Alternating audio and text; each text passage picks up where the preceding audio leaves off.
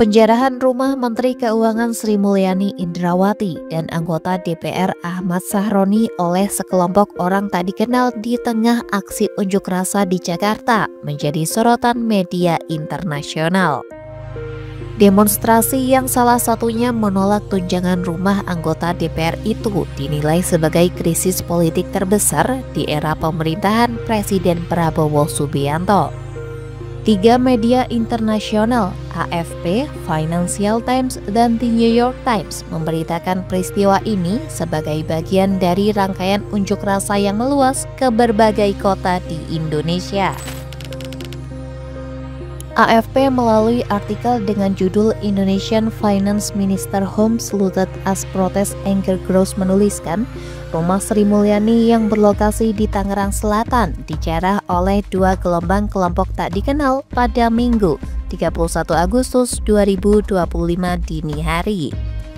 Artikel itu mengutip keterangan seorang tetangga Sri Mulyani yang menyebut ada 2 kelompok orang tak dikenal yang mendatangi rumah bendahara negara itu dan mengambil barang-barang di dalamnya. Berbagai barang yang diambil antara lain televisi, sistem audio, dan peralatan rumah tangga. Sri Mulyani diketahui tidak berada di lokasi ketika penjarahan terjadi. Selain penjarahan di rumah Sri Mulyani, AFP juga melaporkan rumah anggota DPR Ahmad Sahroni yang dirusak oleh kelompok tak dikenal pada Sabtu 30 Agustus malam dengan sebuah mobil ikut hancur. Peristiwa serupa juga diberitakan media asal Inggris Financial Times melalui artikel yang berjudul Indonesian Finance Minister Home Looted as Unrest Spreads. Dalam artikel tersebut, Financial Times mengungkapkan serangan ke rumah Sahroni dipicu oleh ucapannya soal tuntutan reformasi parlemen. Sementara media Amerika Serikat The New York Times dalam artikelnya Indonesia's leader says he will bow to some protesters' demands after riots memberitakan penjarahan rumah Sahroni yang berlangsung brutal.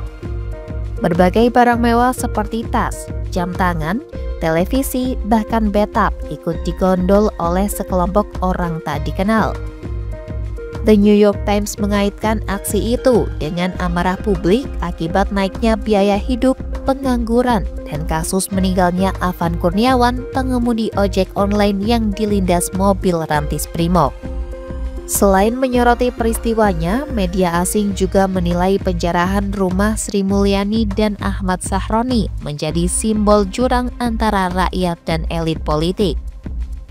Dalam kacamata internasional, gelombang protes ini bukan hanya soal tunjangan DPR, namun juga ekspresi kekecewaan rakyat atas kondisi ekonomi dan gaya hidup para pejabat. Media-media tersebut juga mengangkat respon Presiden Prabowo di tengah meluasnya kerusuhan. Financial Times mengutip pernyataan Prabowo dalam konferensi pers yang menyebut ada gejala tindakan mengarah kepada makar dan terorisme dalam demo yang terjadi. Dalam pernyataannya, Prabowo memerintahkan polisi dan tentara untuk mengambil tindakan tegas terhadap perusakan fasilitas umum maupun penjarahan rumah pejabat. The New York Times menyebut Prabowo juga berusaha meredam kemarahan publik dengan mengumumkan bahwa DPR setuju untuk memangkas sejumlah tunjangan termasuk biaya perjalanan ke luar negeri.